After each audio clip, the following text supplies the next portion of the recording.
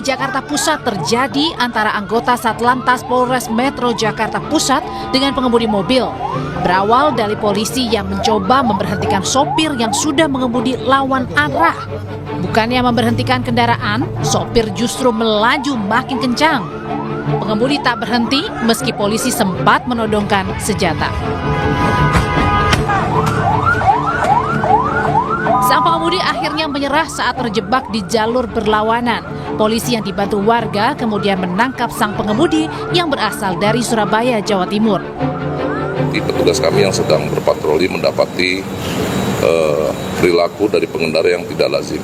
Ya, di tengah kepadatan ibu kota di sore hari, ada pengendara kendaraan yang mengendarai kendaraan dengan tidak sebagaimana mestinya, dengan kecepatan tinggi, dan diketahui ataupun diduga TNKB yang digunakan juga tidak sesuai dengan peruntukannya. Sang pengemudi mengaku panik diberhentikan polisi karena tidak memiliki SIM.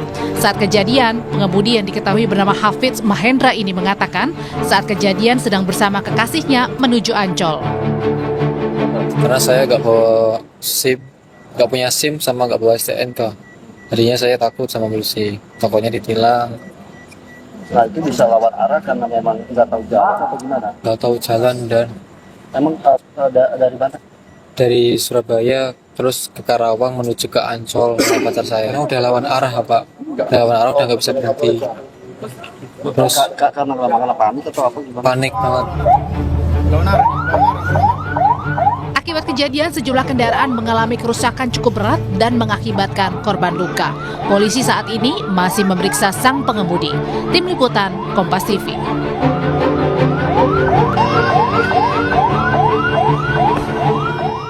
Pengemudi ugal-ugalan yang melawan arah dan menyebabkan korban luka dan kendaraan warga rusak di Jalan Gunung Sahari, Jakarta Pusat telah ditetapkan sebagai tersangka. Petugas kini juga sedang mendalami 4 pasang plat nomor kendaraan dan 2 senjata tajam serta sepucuk senjata api mainan yang ditemukan di dalam mobil pengemudi.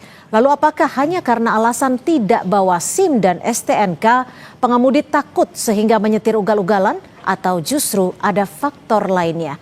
Kita bahas bersama mantan Kabareskrim Polri, Susno 2J. Pak Susno, kalau melihat peristiwa yang terjadi dan sempat beredar di media sosial ini, apakah memungkinkan jika pengemudi melakukan tindakan seperti ini hanya karena tidak bawa SIM dan STNK? Bisa jadi ya, lebih besar daripada itu ya. Jadi tapi untuk mengamankan mobilnya dan mengamankan tersangka atau menahannya, kenakan dulu pasal itu sudah kena ya. Tetapi nanti harus didalami lagi. Satu, kenakan undang-undang senjata tajam ya, yaitu undang-undang darurat, undang-undang 12 tahun 51 pasal 2 ayat 2 itu ancamannya 10 tahun ya. Kemudian terkait dengan senjata api, betul mainan atau senjata api benaran atau senjata api rakitan ya. Kalau itu rakitan juga tergolong senjata api. Yang berikut juga harus diselidiki lagi kendaraannya, mobilnya itu kan menggunakan 4 atau 3 tanda kendaraan bermotor ya. Itu berarti palsu. Nah kalau palsu dan dia katakan tidak bawa STNK, jangan-jangan ya kendaraan juga adalah hasil kejahatan, kendaraan curian. Maka dia bisa dikenakan juga, yaitu entah sebagai pelaku pencurian kendaraan, entah sebagai penada, entah sebagai apa, didalami juga. Nah kemudian penggeledahan di dalam mobil harus lebih teliti lagi. Iya. Lebih teliti di jok, kemudian di semua tempat yang memungkinkan kemungkinan ada menyimpan senjata api atau menyimpan barang-barang terlarang seperti narkoba, itu harus lebih teliti lagi. Jadi tindakan dari Polri, Ya.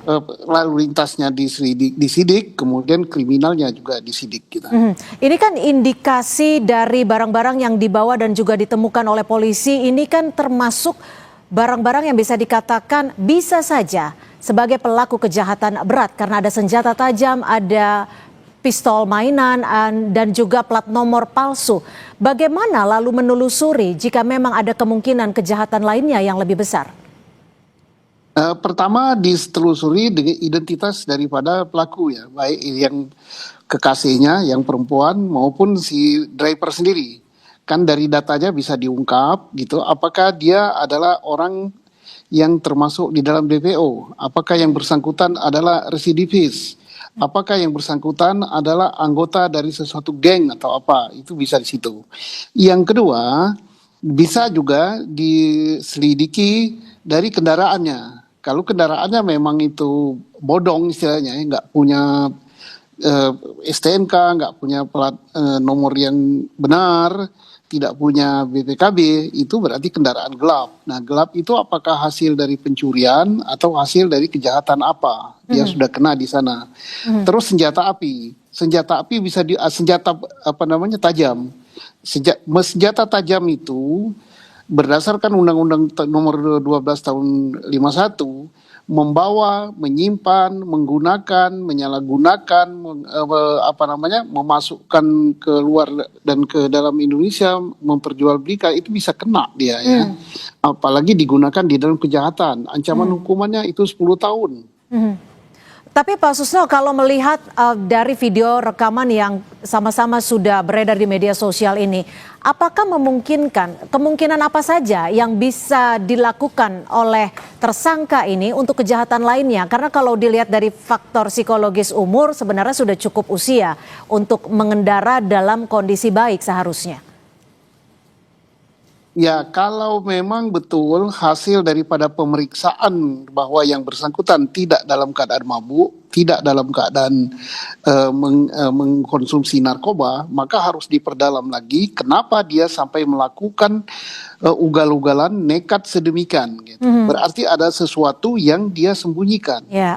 Karena melawan arah, melihat kendaraannya kan berlawanan arah, kemudian menabrak kendaraan lain, kemudian mobilnya mundur menabrak orang lain juga, berarti itu ada sesuatu hal yang dia sembunyikan, bukan karena takut karena ditilang, bukan karena takut dengan polisi yang memberhentikan dia, berarti ada sesuatu. Makanya pemeriksaannya harus lebih mendalam lagi. Oke, ada sesuatu yang lebih besar yang kemungkinan saja disembunyikan oleh tersangka. Terima kasih mantan Kabar Reskrim Polri Pak Susno Duaji sudah berbagi perspektif di Kompas Petang. Selamat sore Pak Susno. Selamat sore Mbak Cynthia. Usai jeda saudara, orang tua ABK Fandi Ramadan yang dituntut pidana mati kasus peredaran sabu 2 ton mendatangi Komisi 3 DPR untuk meminta keadilan bagi anaknya.